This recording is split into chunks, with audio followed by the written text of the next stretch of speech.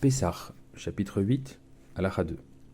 Après cuisson au four, il n'y a plus de fermentation possible. Cas de la matzah trempée, matzah shrouya. Une fois terminée la cuisson de la matzah, la capacité de fermentation propre à la farine disparaît. Même si l'on trempe la matzah dans de l'eau pendant longtemps, elle ne fermentera pas. Le signe que la cuisson est bien terminée et que la matzah est couverte d'une croûte, et que si on la rompt, aucun filament de pâte n'en ressort.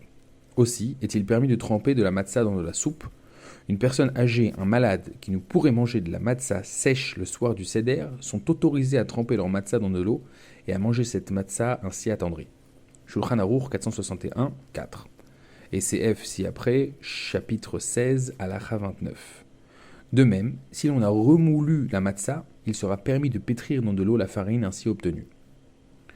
Il n'est pas à craindre qu'elle fermente, car dès lors qu'elle a été bien cuite au four, elle n'a plus la capacité de fermenter. Shulchan Aruch 463, 3. C'est ainsi que l'on peut à Pessah cuire des gâteaux de farine de matzah faits à partir des 5 céréales susceptibles de fermentation ou cuisiner diverses boulettes dans la composition desquelles entre la farine de matzah, kneidler, gefilte fish. Toutefois, certains ont coutume d'être rigoureux en s'abstenant de tremper les matzot dans de l'eau, de crainte qu'un peu de farine contenue dans la pâte n'ait pas été pétrie convenablement et ne soit restée au sein de la matzah sans cuisson, de sorte que, lorsqu'on trempera la matzah dans l'eau, cette farine fermentera. De même, ils craignent qu'un peu de farine ne se soit attachée à la matzah après la cuisson de celle-ci, si bien que lorsqu'on trempera la matzah dans l'eau, elle fermentera. Concernant la farine de matzah, il y a un motif supplémentaire de rigueur. C'est la crainte que des ignorants ne prennent de la farine ordinaire pour de la farine de matzah et n'en viennent à transgresser l'interdit du chametz à Pessah. C'est ainsi que les chassidim, disciples du Baal Shem Tov, avaient l'usage d'être rigoureux pour eux-mêmes en ne mangeant point de matzah trempée, matzah shrouya. Mais en pratique, l'opinion de la presque totalité des décisionnaires est qu'il n'est pas besoin d'être rigoureux en la matière, car sauf cas particulier, il y a lieu de penser que le pétrissage s'est fait convenablement et qu'il ne reste pas de farine qui n'ait été pétrie ni bien cuite. Tel est l'usage séfarade et l'usage ashkénaze non chassidique. Même parmi ceux qui sont originaires de familles chassidiques, certains de nos jours sont indulgents, car l'usage courant consiste à cuire des matzot fines, si bien qu'il n'est plus du tout à craindre qu'il reste dans la matzah de la farine qui n'ait pas été convenablement cuite.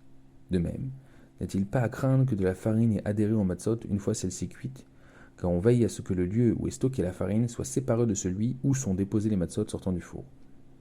Bien que, si l'on se réfère à la stricte obligation, il soit permis a priori de manger de la matzah trempée, il ne faut pas déconsidérer ces gens pieux qui pratiquent la coutume rigoureuse. Note 2. Une braïta citée par Psachim 39b énonce « Voici les choses qui ne fermentent pas, ce qui est cuit au four ».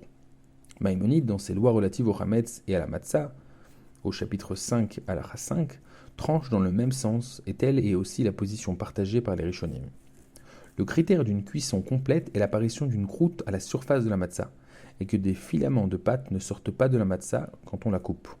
Ces deux signes étant les deux faces d'un seul et même critère, comme l'explique le Mishnah Brura 461-15 et le Sha'ar Hatzioun 23. Le Shulchan Aruch Harav 463-3 estime lui aussi qu'il n'y a plus de fermentation après cuisson, et qu'il est permis de cuisiner de la farine de matzah. Toutefois, dans les responsas qui se trouvent à la fin de l'ouvrage, au responsum 6, il est écrit que tout cela n'est dit qu'à la condition que la cuisson ait été totale. Or, dit-il, il est à craindre que toute la farine n'ait pas été intégralement cuite. De même, il arrive que de la farine s'attache au matzot après cuisson. Il conclut qu'il ne faut pas protester face à l'usage majoritaire, qui a sur qui s'appuyer, mais que les personnes rigoureuses seront bénies pour cela. Concernant la farine de matzah, le Knesset Agdola 461 rapporte qu'un jour une femme vit sa voisine, femme de rabbin, qui utilisait de la farine de matzah pour cuire à l'eau et pour frire. Voyant cela, elle fut induite en erreur et en vint à utiliser de la farine. Quand les sages de la ville entendirent ce récit, ils décidèrent d'interdire l'utilisation de farine de matzah en raison de marit haïn, littéralement à l'apparence visuelle, c'est-à-dire pour ne pas induire autrui à de fausses conclusions. CF Tour 463. Le prix Hadash et de nombreux acronymes s'opposèrent à cette conclusion, parmi lesquels les responsables du Yahavetz, volume 2, 65, au nom de son père le Chacham Tzvi, ainsi que le Sha'arei Tshuva 460, cité par le Mishnah Brura 458, 4. Le Maaserav 183 dit aussi que l'on peut faire des boulettes. CF, Encyclopédie talmudique, entrée Hametz, page 83 à 84. Le Kafachaim 461-31 écrit que de l'avis même des décisionnaires rigoureux, s'agissant des fines galettes, Rikikin, il n'y a rien à craindre. Or, les matzot de notre temps sont précisément de fines galettes.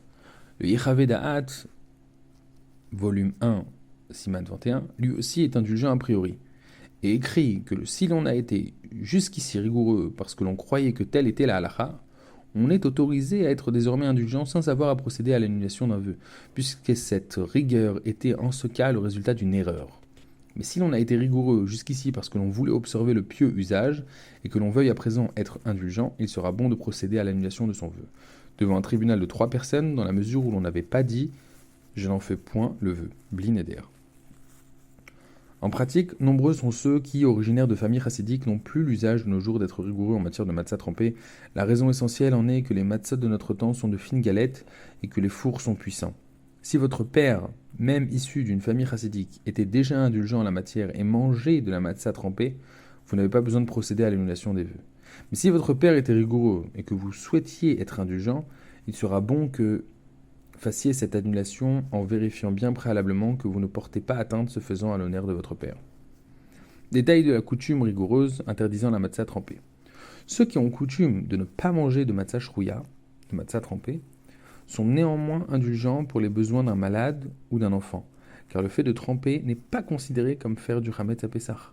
De même en diaspora, on a l'usage le 8e et dernier jour de Pessah de préparer des kneidler, boulettes de farine de matzah, afin de montrer qu'il n'y a pas là d'interdit formel, et c'est à Chol HaMoed, durant les jours intermédiaires de Pessah, qu'on les prépare.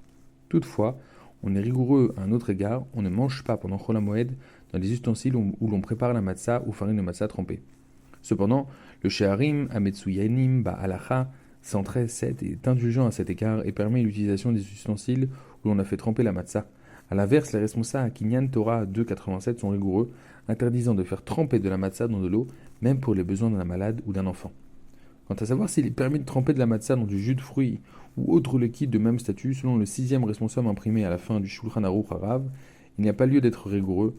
On a ainsi coutume de tremper de la matzah dans du vin ou de tartiner la matzah de confiture ou autre pâte à tartiner, tel est l'usage répandu. Le Kinyan Torah 2.87 est cependant rigoureux même dans cela, Piskei Teshuvot 458, 5 à 7.